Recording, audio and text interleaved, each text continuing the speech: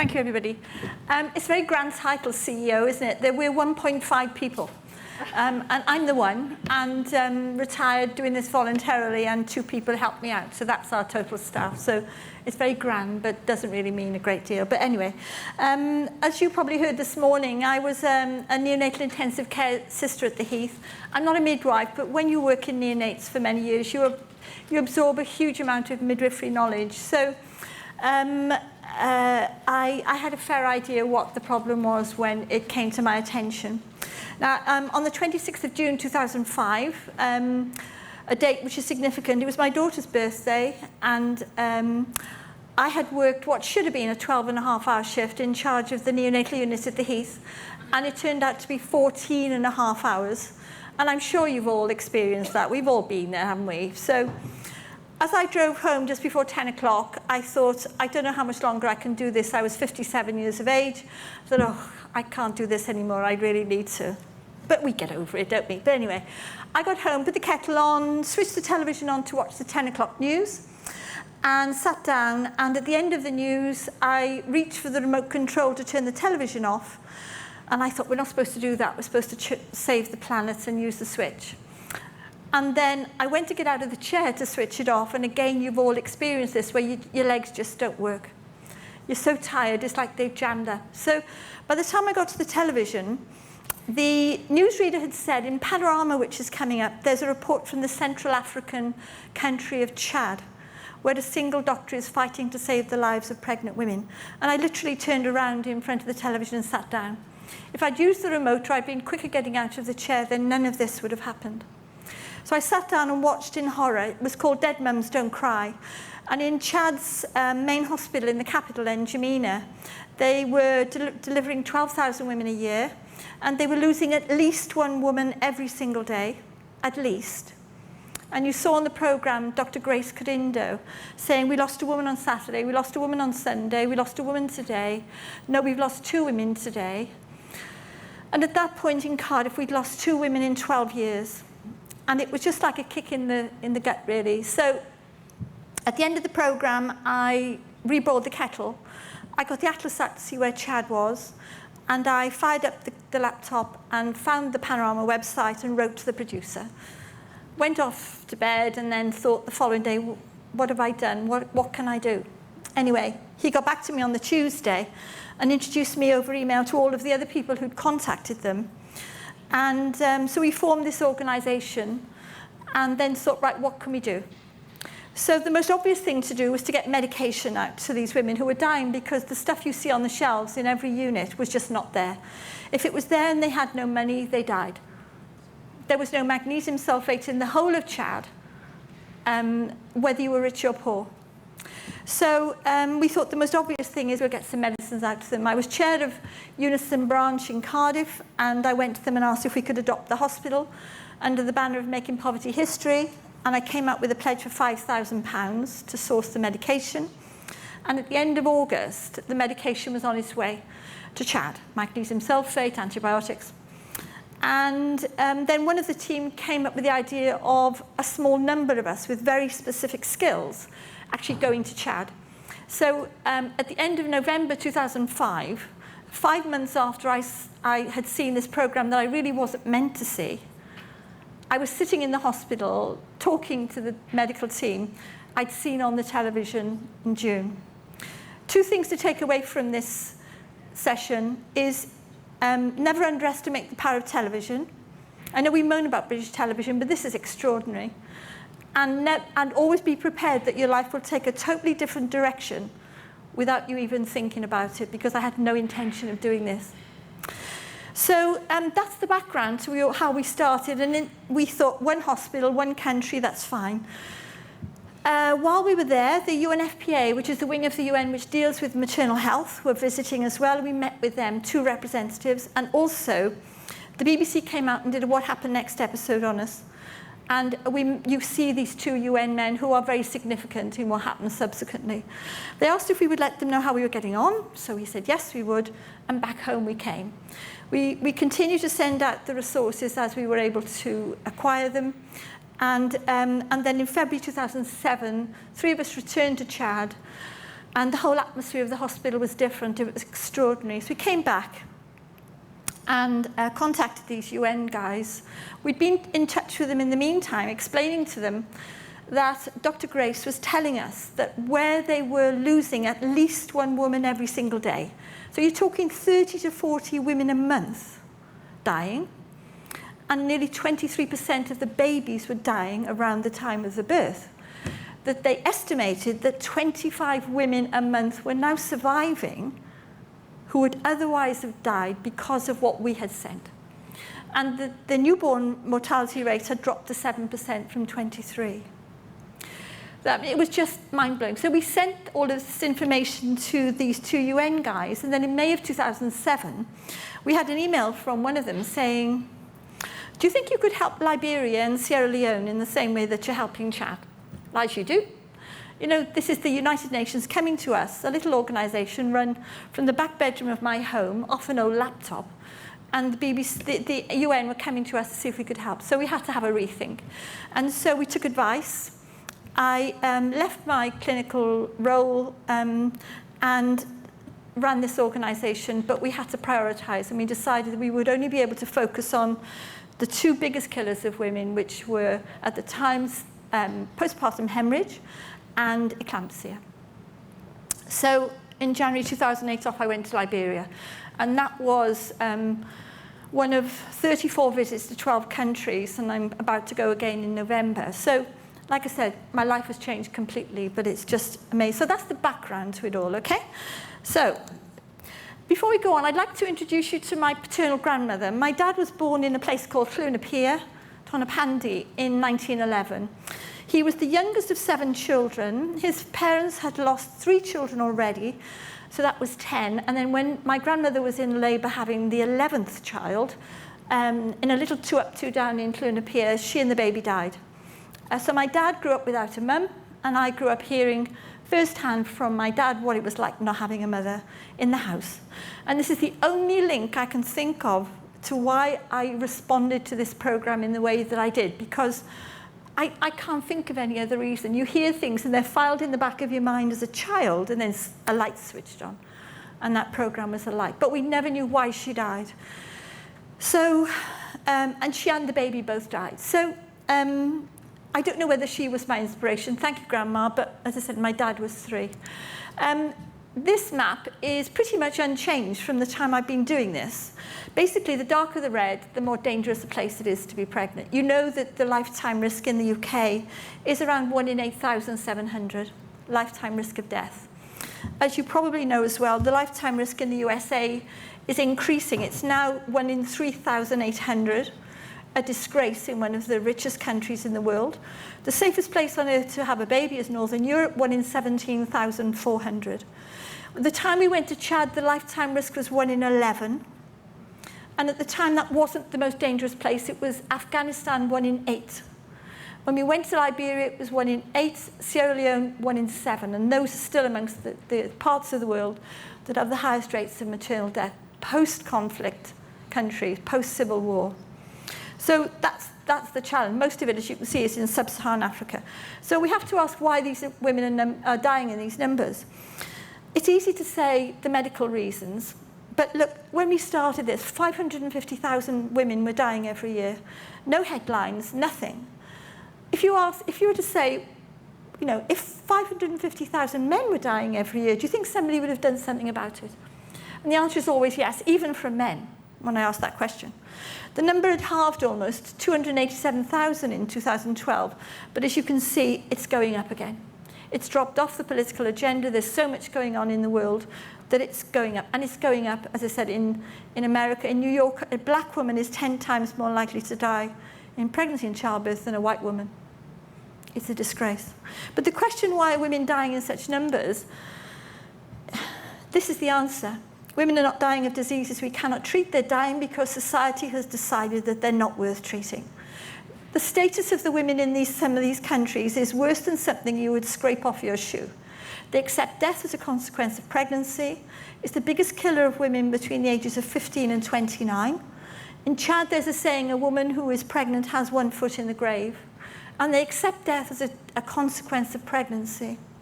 There's a very fatalistic view about it. Here, when I see a pregnant woman, my thought is always how lovely. In Africa, my first thought is, are you going to survive this? A disgrace, really, in the 21st century. But it is about the status of women.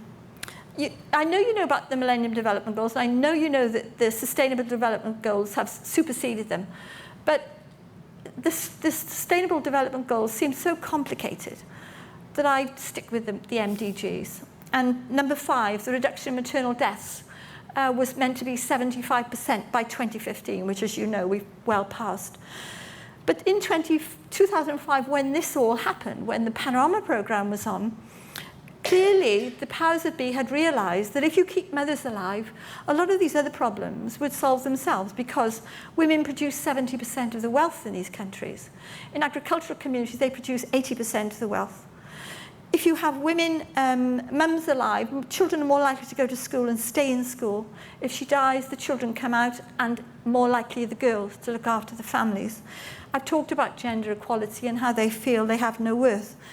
One of the goals was to reduce child deaths under 5 by 75%.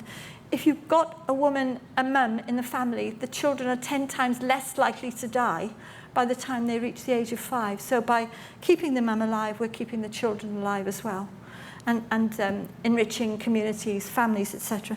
The others are not quite as direct, so I won't dwell on those. These are the causes of maternal deaths. The blue bit at the top is indirect causes. That's road traffic accidents and domestic violence. The almost semicircle represents eclampsia and postpartum hemorrhage. At the time we started this, 180,000 women were dying of postpartum hemorrhage every year.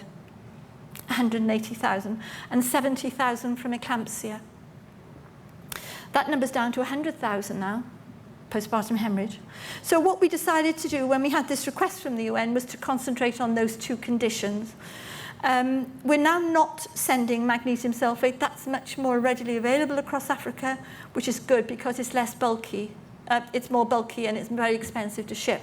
So we're now concentrating on postpartum hemorrhage. So what we do is we supply misoprostol to specific countries and hospitals. We don't just send it out to prevent or treat postpartum hemorrhage.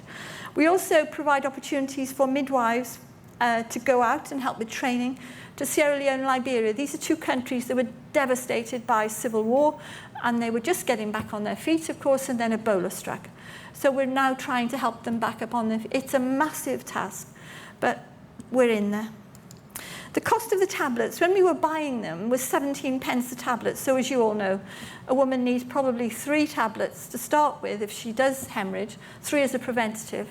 So that was 51 pence per mum. So at that time, it was cheaper to save a life than to buy a first-class stamp. Still is, which is, again, it's a disgrace. But about 5 years ago, I was at a conference here in Cardiff and met an organisation called International Health Partners, who ship massive amounts of medication out following natural disasters. And they told me that every now and again they get a donation of misoprostol from Pfizer. Now, misoprostol is an emergency drug in obstetrics, but it's not in natural disasters. So they asked whether we would be interested in receiving it. So they sent it down to me, we would ship it out. I won't go through the process of how we select the hospitals to send it to, because I don't really have the time, but take it from me, it's all in safe hands. But as part of what we do, we insist that the hospitals we supply provide us with monthly reports on stock, women treated, and number of lives saved. And so when I was getting these reports in, because I'm aware of the sensitivities around this drug and the possible abuse, I sent it up to IHP because I thought, well, they probably never get these reports. They don't know. If they're sending up millions of doses of things, nobody ever sends. So I sent it up to them. And then over the next 12 months, I became more aware that they were ringing and saying, Angela, there's some more misoprostol available. So we'd send it out. And then Ebola struck. And the Ministries of Health in both countries contacted us and said, could you send us extra? Because we want to give it prophylactically. We want to give it to the women just in case if they're bleeding. Because as you know, with Ebola, you bleed from everywhere. your eyes, your ears, everywhere. And so they wanted to give it prophylactically. So I rang IHP and said, I don't suppose you've got 30,000 tablets of misoprostol sitting there, have you? And they said, well, actually, yes, we do. I told them. And Janet, who I was dealing with, said, Angela, we weren't going to tell you just yet, but all those reports you've been sending us, we've been forwarding them to Pfizer in New York. And Pfizer have come back to us and said, as long as the reports keep coming in, Angela can have as much of this as she wants. It's brand new, it's Cytotec, and we've had it in unlimited amounts. So in the last 3.5 years alone, we've shipped out 1.5 million tablets. And as I speak, a shipment of 72,000 has just arrived in Aberdeen Women's Hospital in Freetown. 100,000 tablets are on their way to Liberia, and nearly 11,000 on their way to a little hospital in the eastern Congo. So it's an ongoing, we have to pay for the shipping, but none of those tablets did we have to pay for. Everything is free of charge. And we also found out that Pfizer are not doing this for any other organization in the world. We are our little 1.5 people organization is absolutely unique. And we have a waiting list, as you can imagine, of countries. I went to Uganda with Pont in Pontypridd to see if we could set this up in Mbale. This little chap, he is an orphan. He was 10 weeks old. He won't remember me, but I won't forget him. But his mum hemorrhaged to death after giving birth. All the medication has got to be given free of charge. There is no compromise. It's not negotiable. If we find out that women are being asked for money, and they can be asked for up to $10 per tablet, if I find out that they are being asked for money, we stop sending, and we have, sadly, to Mbale. But this is where we were. The other thing is that people find really odd is that we insist on anonymity for the charity as far as the medication is concerned. I try to put myself in the position of a woman going into hospital either already ill or becoming ill, and the doctor says to me and my family, you're very sick, you need medication. The first thought in Africa is, I haven't got any money, I'm going to die. We would never have to think about that. If the doctor then said, it's okay, we've got the medication you need, it's the very best on the market, you don't have to pay for it, my first thought would be, somebody thinks I'm worth saving. Somebody thinks I have value. It doesn't matter who they think has provided it. But if I thought my life depended on a crazy Welsh woman going around dragging money out of people, it doesn't do much for your self-esteem. As glad as you are to be alive, it doesn't really do much, because if I go under a bus, they think, that's it. So if they think the government provides it, it doesn't matter, as long as they don't have to pay for it. So some people think maybe they could be told, but I feel very strongly that, and I really have a big problem with this anonymity issue, you know, of this thank you, thank you, thank you all the time. This is Redemption Hospital in Monrovia. The lady in the back is one of the midwives, and we talk about heroes. This is one of my heroes. She's worked all through Ebola, and she's fine. I'm in touch with her. The lady with the pink scarf on is the mother of the baby I'm holding. That's her 9th baby. All of her babies are alive, and she doesn't look terribly happy, bless her. But she thought I was just a visitor. But you can see she's got a drip stand at the side of the bed. And what she doesn't know was that she had a catastrophic postpartum hemorrhage after she gave birth, and our medication saved her life. Now, if she'd been told that, the chances are she would have but I just wanted her to think I was a visitor. I didn't want her to know where to come from. This is one of 2 women in Africa who know where the medications come from. Her name's Hannah. She went into the same hospital, had a massive hemorrhage. The pharmacist, who is my son number 3, he calls himself, was called to get the misoprostol given to her, and then for some reason told her where it had come from. So she called the baby after me. She called the middle name is Alice, which she didn't know is my mother's name, sorry. And then the mum's name is Hannah, which if you think back to my grandmother, that was her name. It's a bit spooky. I go and see Angela every time I go. She's now 5, she started school, and my husband and I are sponsoring her through school.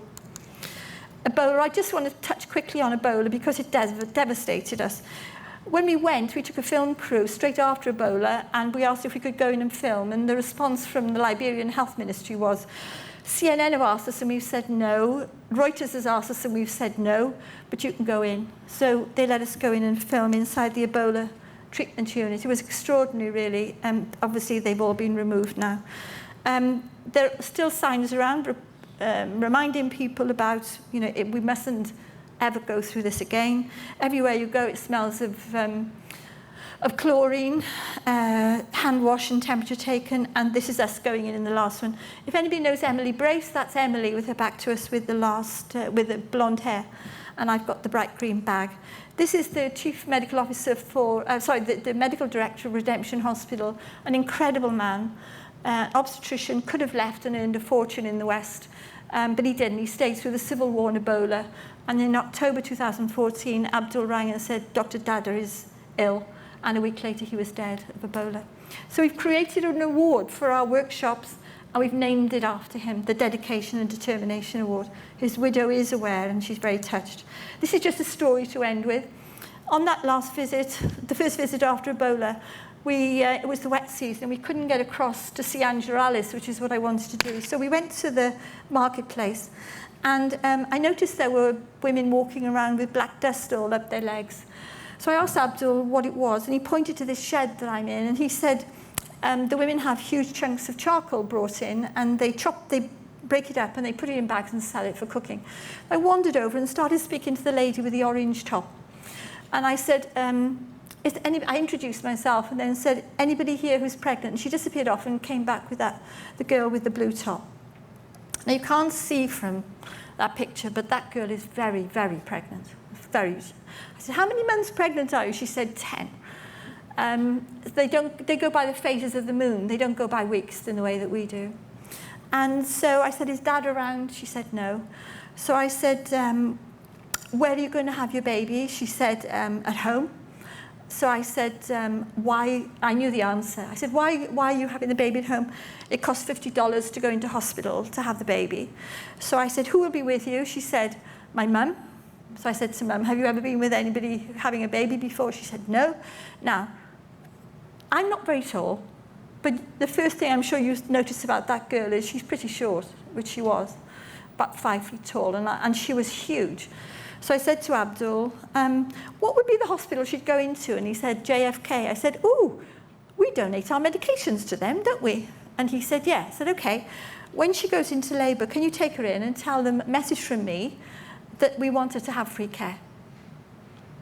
So he gave her his mobile number, and the day after we got back, 2 days later, he rang me and said the girl in the marketplace, she went into JFK, she went into obstructed labour, she needed a caesarean section, and she and the baby are both fine. And she's called the baby after you, so that's true. But if it hadn't been raining heavily, if the road hadn't been flooded, we would never have gone there. I've no doubt that girl would be dead, and probably her baby as well. And I want to go back to my grandmother, because 3 years ago on the centenary of her death, my brother and I made it our business to get her death certificate. And it was a real spine-chilling moment, because the first cause of death was down as premature labour, which, as you know, is not a cause of death. But I had spent 22 years of my life looking after premature babies and sick babies. But the main cause of my grandmother's death was catastrophic postpartum hemorrhage. So all this time we've been providing the medications to all of these countries to treat or prevent the condition that killed my grandmother 103 years ago, and it's still happening. So she's sitting on my shoulder, I think, whispering in my ear, you can't stop doing this. So that's what I do now in my retirement. I love doing this. Some people take up golf, some people take cross-stitch, some people play cards. This is what I do, and I come and talk to people about what I do and tell them about the injustice. And why I call this woman slaughter is because I believe that anybody who is instrumental in preventing these women from dying, sorry, the other way around, anybody who tries to prevent by skimming off funds, anything at all, should be charged with woman slaughter, because it's preventable. So it's a very emotive word, but I think it says it all, really. Thank you very much for listening.